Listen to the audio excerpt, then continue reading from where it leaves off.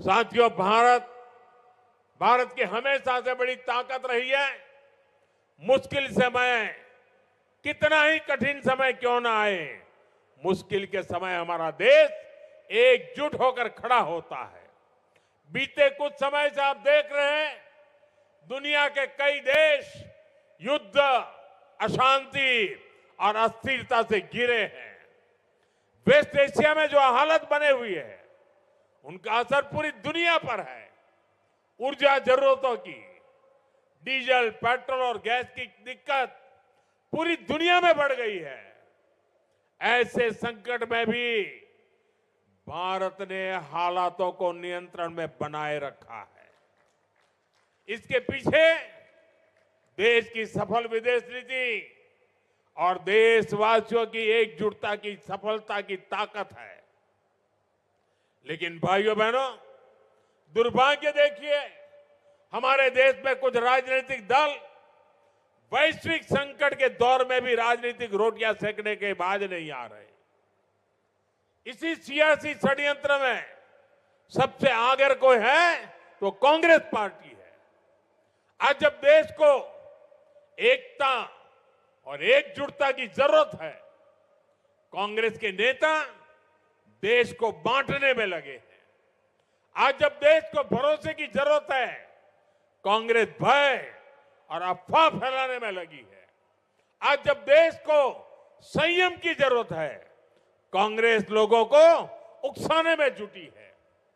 राजनीतिक गिद्धों की तरह कांग्रेस इंतजार में है कि कब देश परेशानी बढ़े और उसके बहाने उनको सियासी फायदा मिले। भाइयों बहनों, आज दुनिया के छोटे से लेकर बड़े सुपर पावर देशों तक में डीजल, पेट्रोल के दाम कहीं 10%, कहीं 20%, कहीं 25% तक बढ़े हैं। लेकिन भारत इसका असर देश की जनता पर नहीं पड़ने दे रहा है। कांग्रेस को सहन नहीं हो रहा, इसलिए वो लगातार अफवाहें फैला रही है ताकि देश में डर का माहौल बने और लोग पेट्रोल पंपों और गैस एजेंसियों पर लाइन लगाकर खड़े हो, अव्यवस्था फैल जाए। उसे लेकर ये लोग दुष्प्रचार करें, ये इनकी मंशा है। साथियों, सत्ता से दूरी कांग्रेस पार्टी को बौखला कर देती है। अभी दिल्ली में हुई ग्लोबल एआई समिट में भी आपने देखा है, दुनिया भर के मेहमान यहां थे। दिल्ली की एआई समिट की पूरे विश्व में प्रशंसा हो रही थी, लेकिन कैसे विरोध के लिए कांग्रेस के लोगों ने अपने कपड़े तक फाड़ दिए।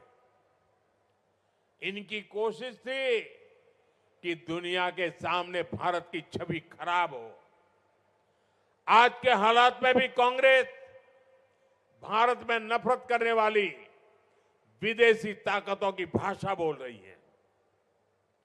हमें कांग्रेस के इस षड्यंत्र से सावधान रहना है। साथियों, भारत किसी भी मुश्किल परिस्थिति का सामना डट करके कर सकता है। ये हमने कोरोना काल में भी दिखाया है। उसी तरह ये समय भी साथ रहने का है। हमें इस बात पर गर्व होना चाहिए, आज जब पूरी दुनिया केवल अपने बचाव में लगी है, भारत न केवल स्थिरता बनाए हुए है, बल्कि विकास के रास्ते पर भी हर दिन आगे बढ़ रहा है।